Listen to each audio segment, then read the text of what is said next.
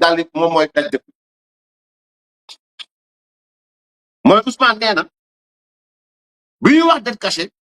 Ousmane nee na moom du doon politique yow mi bokk Pastef yow bi nekk sénégalais ba nga dégg war nga xam Ousmane Sonko day fen c'est clair mais loolu sax garaaw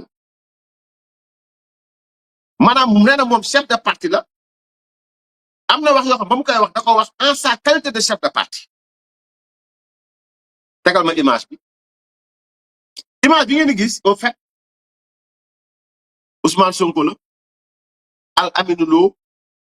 Abdourahmane Sarr Ousmane Diagne ministre de la justice ak gouvernement maanaam gouvernement moo toog ministre de la justice ministre de l'intérieur wala ministre de la justice ministre de l'économie ministre des finances et du budget Al Aminou Lo toog ñoom ñëpp ñu toog bi mu demee France tey nee na moom bi muy wax loolu au fait ñu ngi noonu xool ngeen primature c'est-à-dire République du Sénégal un peuple un but une foi primature puis logo Pastef newu fi vert blanc newu fi vert jaune rouge moo fi nekk moom mu toog l'homme qui est à sa droite s'appelle Ousmane Diagne il est le ministre de la justice l'homme à sa gauche s'appelle Abdourahmane Sarr c'est le ministre de l'économie lui au milieu devant le drapeau national s'appelle Ousmane Sonko ex-premier ministre actuellement nu mu tudd sax comment dire usurpateur de fonction au niveau de l'Assemblée nationale voleur de siège donc mi ngi noonu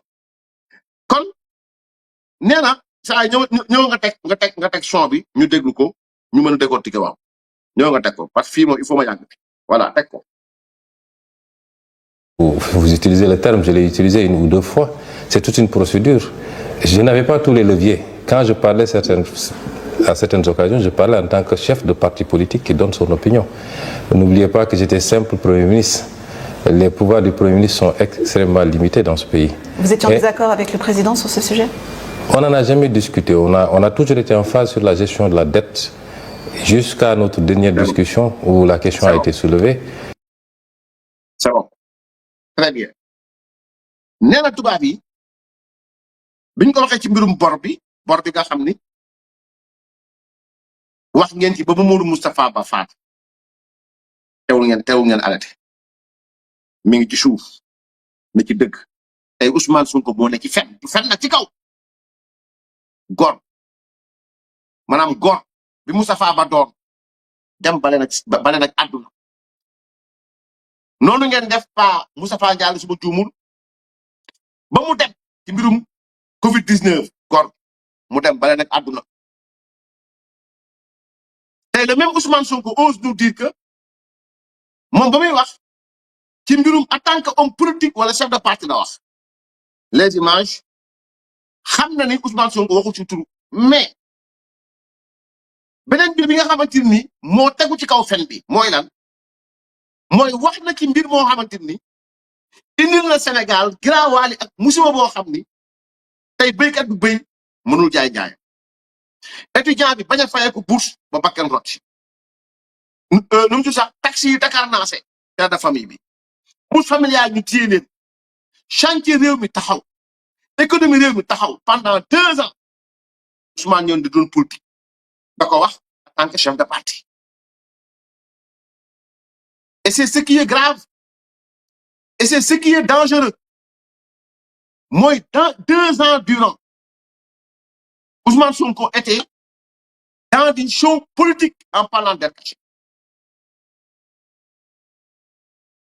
Mais est-ce que ñi seetaan di ñu déglu dem ba wala jàpp wax Ousmane Sonko du sérieux ci réew mi wax na fi doxaat fi waxaat fi defaat fi loo xam ni moo war a wan Sénégalais bu nekk ni kii mosul sérieux dans sa vie moo tax bi ma déggee Yérim day sangaat Ousmane Sonko mu ne ko sa mission na difficile parce que yaa ngi sang koo xam mënta set parce que mooy xëppaat boppam suuf Ousmane moom mu ngeen ko dugal ci tuuti jël njàmpeeg saabu bu la neex sax ngeen jël mbomb ko ba mu weex diw ko kaaru dégg lépp teg ko balaa ngeen ko wat ginnaaw Ousmane ci laa suuf si xëppaat ci kaw parce que moom naturel noonu la mel mënta set donc Ousmane moom moo toog fii mu ne dañ ko doon possédé c'est-à-dire il faut nit ñi xam nit kii wax kan la c'est-à-dire moo toog ñëpp di ko déglu mu ne dañ ko sotti poson ñëpp jàpp Macky Sall comme criminel Macky Sall moo yónni ay nit pour ñu sotti Ousmane Sonko poson ñu jël waa BIP ak waa GIGN ñu newoon foofu ay nit yu xeesan ñu ne France moo yónni ay nit ñu encagoulé wu ñëw pour sotti Ousmane Sonko ak poson rappelez-vous bien pour wax leen décret mën a sos bu Pastef jour bi ñuy teg oto bi laa wax di ko génnee xam nga boobu chef BIP dafa xees nit ku xees la am na yeneen ñoo xam si biir dañoo xees mais rappelez-vous bien Pastef ñoo sosoon ne France moo yónnee ay nit Sénégal France la ñu xool xaw ma Israël yónnee ay nit Sénégal ñu fekk Ousmane Sonko ci biir posone ko sotti ko poson mu génn wax ko fi dëkk bi ñëpp amatewu kooku moo toog tey France di wax loolu dama leen bëgg wax ay wax nu mu oyofee c'est-à-dire moo toog foofu France ne moom musul wax dette cachée maanaam loolu en tant que premier ministre parce que premier ministre amul doole Sénégal li gën a garaaw mu ne ba mu koy wax il n'avait pas tous les leviers maanaam la mu doon wax dara leeru ko ci c'est grave c'est-à-dire que un premier ministre ñaa na musul am fooru nee na musul foor premier ministre un simple premier ministre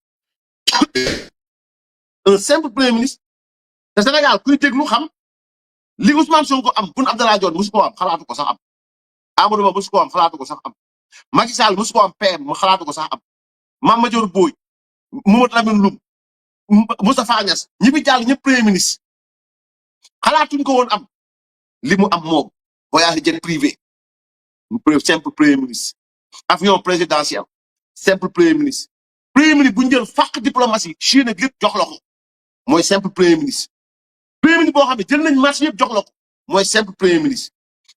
boo xamante ni ay presque 30 et quelques conseils nga am si biir primature cabinet ci biir primature moom simple premier ministre boo xam ne am nga fonds politique trimestriel de 1,7 milliard simple premier ministre ñu ne n'avait pas tous les leviers lam doon wax dara leeru ko ci kon da doon sos wala taxfu maa laysa laka bihi ilm loolu la yàlla wax wala taxfu maa laysa laka bihi ilm bu la mbir leerul bu ci wax Omar Pène waxoon na ko lu lëm lu ne bu ci dugg xaaral ba mu leer la nga doog cee loolu Omar Pène waxoon lu lëm lu ne bu ci dugg xaaral ba mu leer nga def ca la war mais Ousmane nee na moom bopp koy am il n'avait pas tous les leviers moo tax ma ne leen Ousmane bi nga xam ni moom ngeen xamoon démb ak bërki démb moo doon wax tey RFI mooy Ousmane démb ak Ousmane tey musu ñoo ànd booloo pourquoi parce que Ousmane démb musul nekk dans du sérieux ci ay fen la taxaw Ousmane tey nag mooy weddi ay fenu démb Ousmane Sonko et c'est triste mais c'est comme ça loolu la bu ngeen xoolee ce même gars moo toog fii booy di génn di dee ay dem boo génn Habib Sy génn ñu dem ba sëñ Mountakha Mbacké ne dafa def grève de la faim gars yi jàpp Macky Sall ak ci Antoine Diome ak Général Moussa Fall di saaga bu dégg bëccëg ay dem boo génn piical ay bët mel ni ko Apollo ne Ousmane ñu ma gis nangam sangam mel noom Serigne Moussa Fall moo génn rek da doon tapale moo génn toog ba jàkkaarloog génn milliers d'individus et de jeunes moo leen maa ko tey dama doon tapale même Ousmane bi la de c'est-à-dire pour moom pour ngeen bay ku leen jaaxal même Ousmane bi la même Ousmane moom moo fi toog wax leen waxu 1000 milliards dem ba Assemblée nationale Tafsir Coy ne ko wax ñu 1000 milliards mu ne compte kat même Ousmane bi la de même Ousmane moo ne xam naa ne Macky Sall di añe lépp ngi sama téléphone bi nii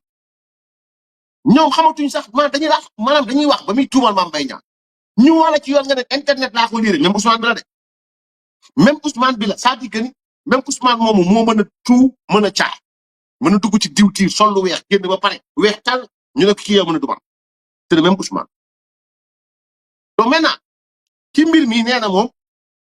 il n'avait pas tous les leviers maanaam moom ba mu koy wax waxu chef de parti la doon wax chef de parti nee na moom il n'avait pas tous les leviers xamul woon sax li mu doon wax comment se fait-il que nga dajale le directeur général de la BCEAO directeur BCEAO Al Amine Lo dafa war a rus sax Al Amine Lo mi toogoon di xuural baat moom it bi muy fen Al Amine Lo moo toogoon ci wet bi naan Sénégalais bu nekk temps nga war a fay c'était réfléchi c'était prémédité dans le but de nuire le régime du président Macky Sall c'est clair kon loolu dafa war a leer ci bopp Sénégalais donc Ousmane waxul woon ak ñun da doon feem il voulait montrer ginnaaw ba am na fi ñoo xam ne dañoo amoon pour mission sang ko ñooñu seen mission antuwul mu dem defal ko boppam donc pour wan tubaab bi ne leen carrément man donc maa ngi nii voilà donc ñu ne ko nag bu conseil constitutionnel dogalee mu ne donc dina ci tënku donc il était en train de faire une communication pour wan ne moom tegul benn acte boo xamante ni allant dans le sens de perturber le fonctionnement des institutions de ce pays or ce qu'il dit et ce qu'il fait comme yàlla ak yàlla diamétralement opposé donc kooku mooy Ousmane Sonko donc sotteem bi tey tamit mooy de 20 minutes sax su ma juumul mais nu mu tudd sax day wala nit koo xam ne amul jom nit koo xamante ni rusul fen nit koo xam mais nag rien d'étonnant quand un gros gaillard a l'habitude d'être nu comme un verre entre le jacuzzi et les cabines de massage donc voilà donc bu ñëwee taxaw ci biti rien d'étonnant mu jël la République mettre à nu la République et c'est ça le problème moo tax bi Madiambal Diagne génnee keroog lettre Juan Branco bi mu bind jagleel ko Ousmane Sonko di ko laaj ay renseignements ku xam Juan Branco xam mën na tontu ce n'est pas été vrai bu nekk woon dëgg Juan génne bu yàgg weddi mais li Madiambal wax juge Cheikh Ndiaye ñu ngi dugg 7e jour kenn déggul Cheikh kenn gisul Cheikh ba léegi Cheikh weddiwul on les a pas entendu benn ñaar bi mooy c'est-à-dire que ni ñu mu tudd sax Juan Branco lii ko Madiambal bindal wan ko lettre ba léegi Juan tontuwul ndax Juan moo Ousmane Sonko yem du ci mën a baat Juan Branco nga xam ne Macron bu waxee mu tontu kee bu waxee mu tontu bu nit ñi bindee fii mu tontu ñu tegal la lettre boo xam ne yaa ko bind le premier ministre du Sénégal pour lui demander des informations kon ngeen war a comprendre lan moo taxoon Ousmane Sonko di lay boppam pour am accès si yenn renseignements yi maanaam moo tax Sénégal dañu doon jékki-jékki rek Ousmane Sonko xar Sénégal juróom-ñaari pàcc yàlla mëtiim xam na ko parce que li mu nekkoon yëpp daraa ci jubut dara et l'avenir nous dira li tekkaanalam bii li tax mu noppi nii li tax mu yaru nii xam na bu baax gis nga état laraw la yor état xañul ci kenn te yooyu nga doon def boo fi génnaatee sa morom moo fi nekk te Sénégalais yi gépp nañ ne ba pare parce que dem nañ ba gis ni fen rek ngay def fen rek voilà donc su ma paree ci Ousmane tey soriwuma ci moom waxuma ko dara nag wax dëgg yàlla